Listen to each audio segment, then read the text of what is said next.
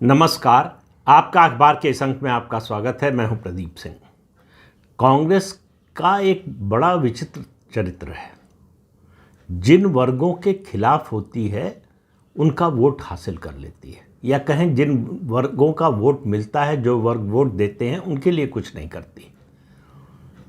मुस्लिम समाज के लिए कांग्रेस पार्टी ने पिछले 77 साल में कुछ नहीं किया, लेकिन मुसलमान वोट कांग्रेस को ही देता है। जितने भी देश में सांप्रदायिक दंगे हुए हैं, पुलिस की गोली से जितने मुसलमान मारे गए हैं, किसी के राज में नहीं मारे गए होंगे, लेकिन मुसलमान फिर भी कांग्रेस को वोट देता है। 1984 का आपको याद होगा, जिस तरह से सिखों का कत्लेआम हुआ।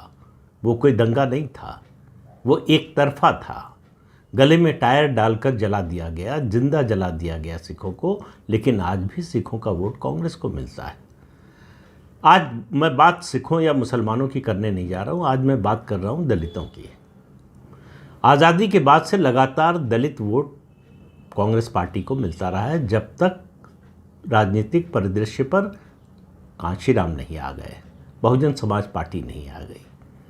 कांशीराम और बहुजन समाज पार्टी ने कम से कम उत्तर प्रदेश की बात करें तो दलितों को कांग्रेस से अलग किया। उसका असर दूसरे राज्यों में भी हुआ, लेकिन उत्तर प्रदेश जैसा नहीं हुआ।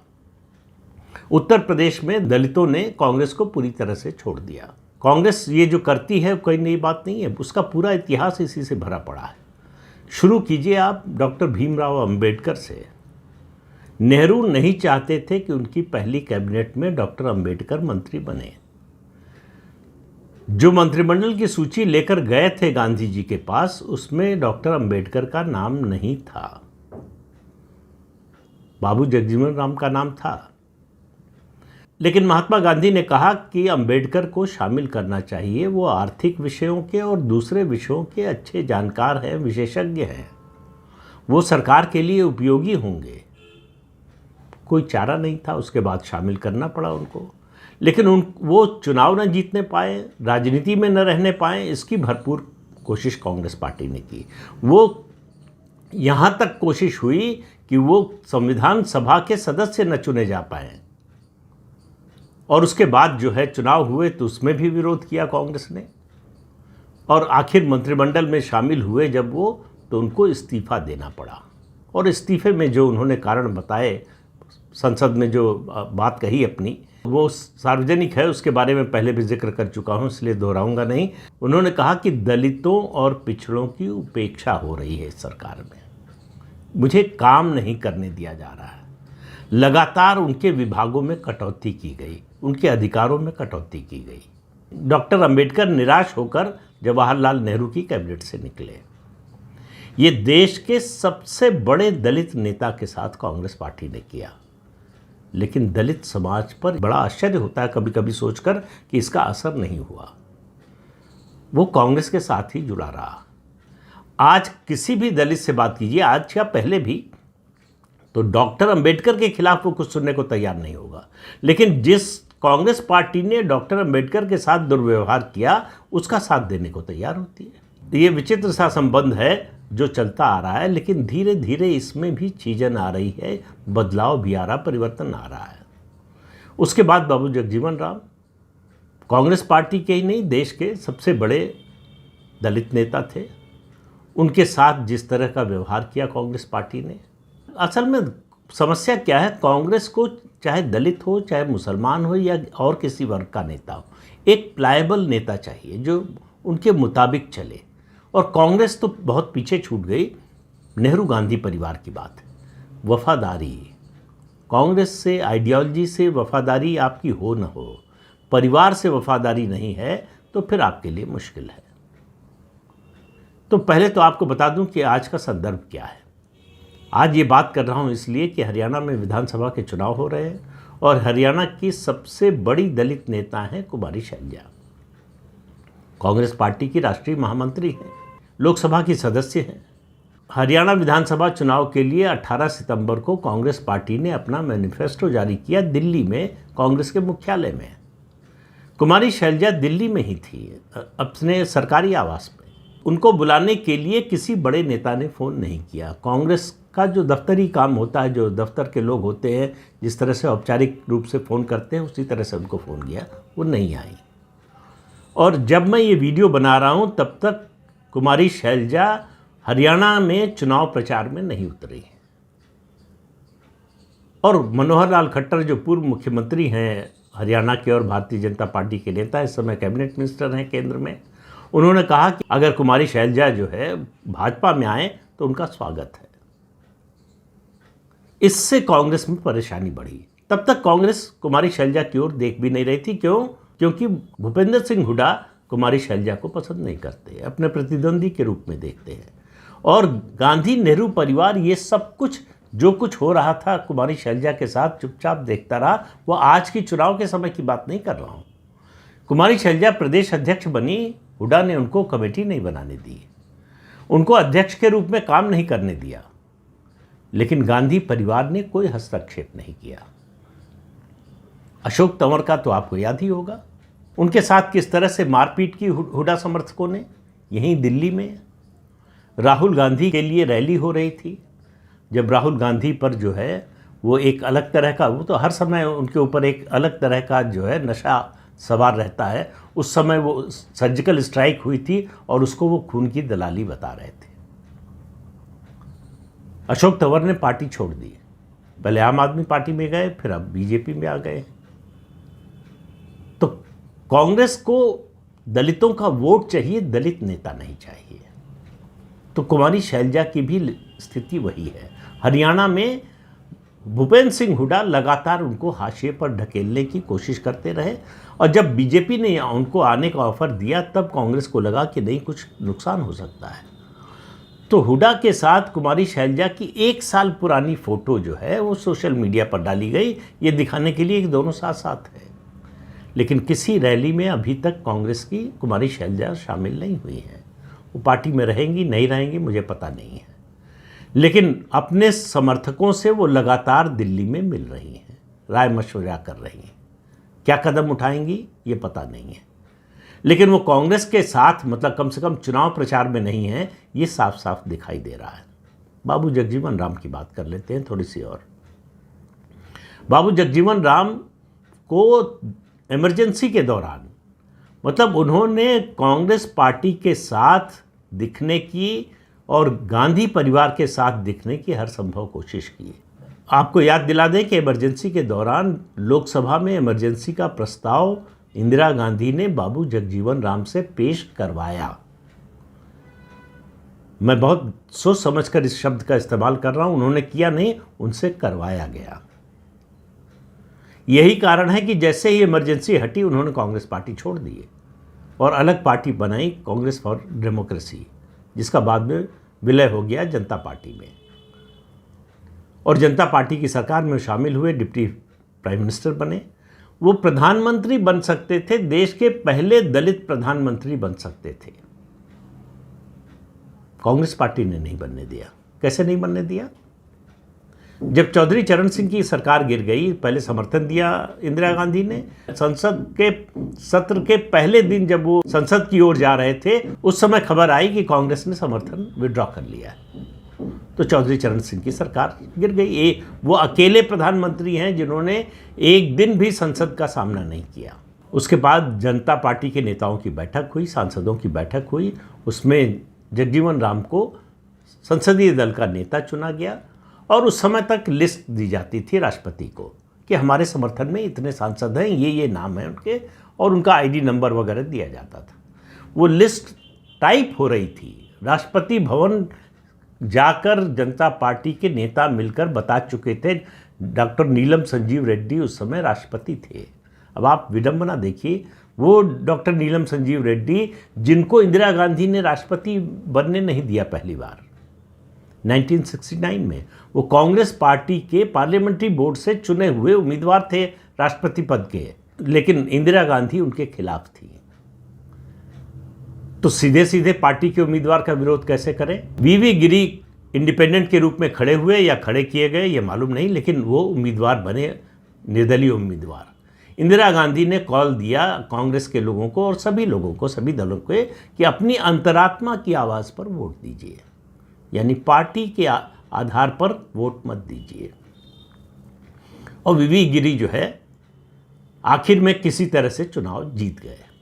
नीलम संजीव रेड्डी राष्ट्रपति नहीं बने, वो चुनावी राजनीति से रिटायर हो गए, अपने गांव चले गए। 1977 में जब जनता पार्टी की सरकार बनी तो जनता पार्टी के साथियों ने, मुरारजी वगैरह उनके साथी थे, उन्होंने उनको बुलाया और फिर उनको राष्ट्रपति बनाया। लेकिन जब जनता पार्टी में टूट हो गई तो नीलम संजीव रेड्डी ने तय किया कि वो इंदिरा गांधी का साथ देंगे। तो वो सूची, जगजीवन राम के समर्थक सांसदों की सूची राष्ट्रपति भवन पहुंचती उससे कुछ मिनट पहले ही राष्ट्रपति ने लोकसभा भंग कर दी। किसके सिफारिश पर? अब ये रहस्य बना हुआ है, क्योंकि उस समय तो कोई सरकार नहीं थी। जो सरकार अगर कार्यवाहक प्रधानमंत्री के रूप में माने तो चौधरी चरण सिंह थे, जिनको कभी बहुमत मिला नहीं, जो कभी बहुमत साबित नहीं कर पाए। उनकी बात मानने के लिए राष्ट्रपति बाध्य भी नहीं थे।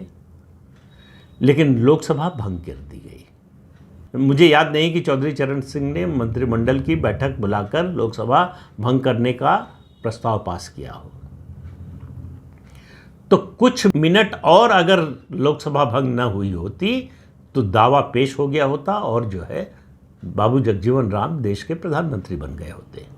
लेकिन इंदिरा गांधी को मालूम था कि अगर जगजीवन राम बन गए प्रधानमंत्री तो जो कार्यकाल बचा हुआ है लोकसभा का, वो कार्यकाल पूरा करेगी सरकार और उसके बाद उनको हटाना बहुत मुश्किल हो जाएगा।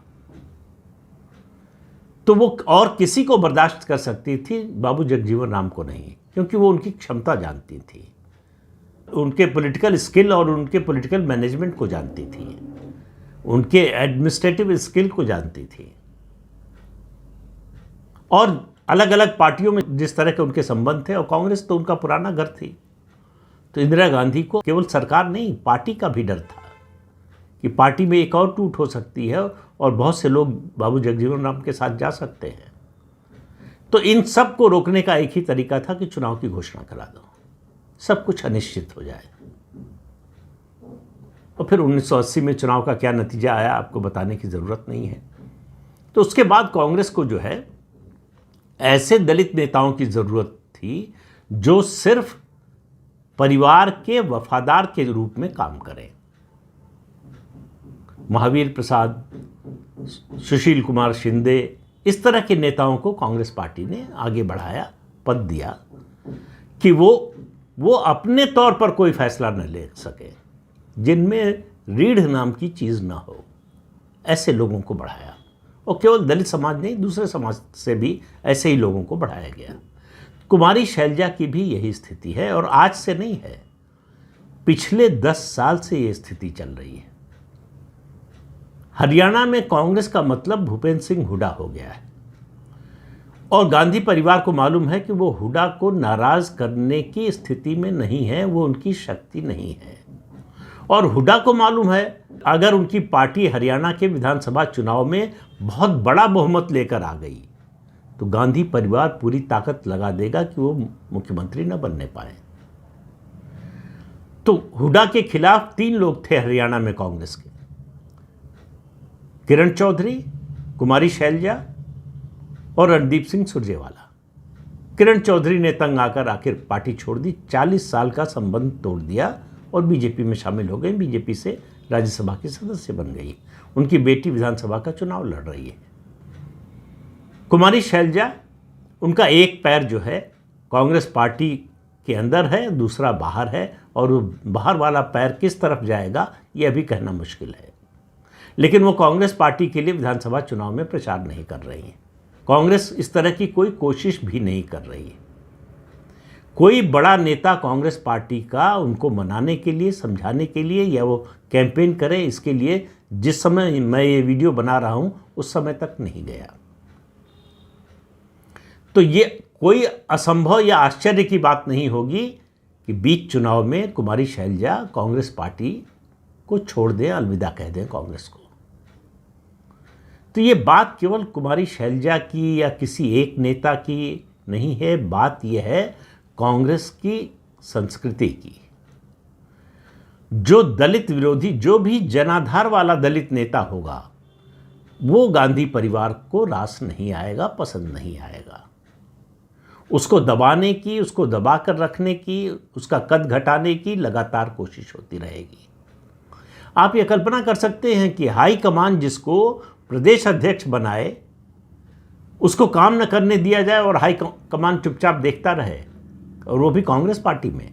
जाहिर है कि कांग्रेस हाईकमान की रजामंदी से ये सब हो रहा था। बिना उनकी रजामंदी के ऐसा कैसे हो सकता है, लेकिन ऐसा हुआ। तो अब जो रुख दिखाई दे रहा है कुमारी शैलजा का, कि उनको लग रहा है कि बहुत हो चुका। उनको मालूम है कि अगर इस चुनाव में कांग्रेस पार्टी की सरकार बनती है तो मुख्यमंत्री भूपेंद्र सिंह हुड्डा या उनके बेटे दीपेंद्र हुड्डा बनेंगे। हालांकि वहां भी बाप बेटे में चल रहा है।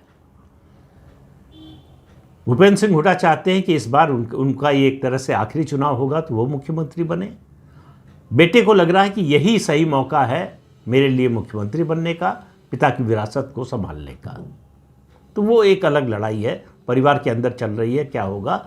लेकिन ये आप मानकर चलिए कि हरियाणा विधानसभा का चुनाव, उसका ऊंट किस करवट बैठेगा, ये बहुत कुछ, या कहें सबसे ज़्यादा अगर किसी एक बात पर निर्भर करता है तो वो इस पर कि दलित वोट किधर जाएगा।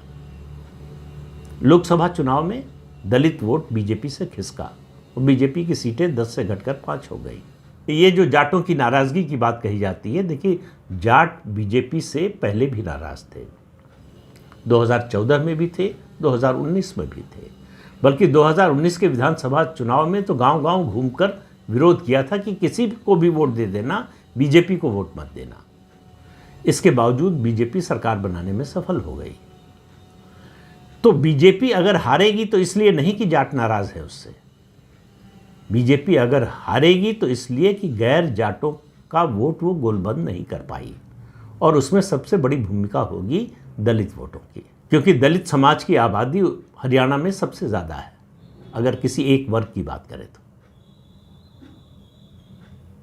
तो इसलिए दलित वोट किधर जाएगा ये तय करेगा कि हरियाणा में बीजेपी की तीसरी बार सरकार बनेगी या कांग्रेस की सत्ता में वापसी होगी। तो लोकसभा में तो वो कार्ड चल गया आरक्षण का, इस बार आरक्षण का मुद्दा खत्म हो चुका है।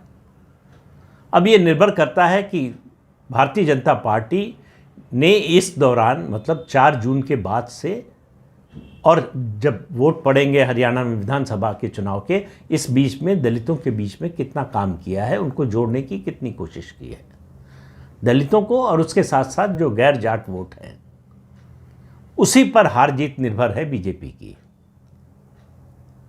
और कांग्रेस की जीत इस बात पर निर्भर है, उसको जाट वोट एक मुश्त मिलेंगे, इसमें कोई शक नहीं है। जाट वोटों का बंटवारा जो 2014-19 में हुआ था, इस बार नहीं हो रहा है। जाट पूरी तरह से एक मुश्त खड़ा है कांग्रेस पार्टी के साथ। निर्णायक वोट दलितों का होगा। दलित समाज अगर कांग्रेस के साथ खड़ा हुआ तो कांग्रेस की सरकार बनना तय मानिए। अगर दलित समाज बीजेपी की ओर आया तो बीजेपी की सरकार बनने की संभावना बहुत ज़्यादा बढ़ जाएगी।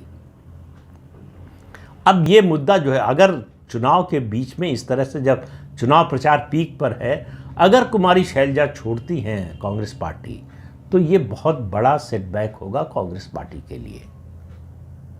अब सवाल ये है कि क्या ऐसा होगा। सवाल ये भी है कि क्या बीजेपी इसके लिए कुछ कर रही है। सवाल ये भी है कि क्या कांग्रेस इस स्थिति से बचने के लिए कुछ कर रही है। इन्हीं सवालों के जवाब पर निर्भर है हरियाणा विधानसभा चुनाव का नतीजा। तो इस अंक में इतना ही। अगले अंक में फिर मिलेंगे किसी नए मुद्दे के साथ। तब तक के लिए अनुमति दीजिए। आपसे अनुरोध है कि चैनल देखिए, शेयर कीजिए, लाइक कीजिए और सब्सक्राइब ज़रूर कीजिए। नमस्कार।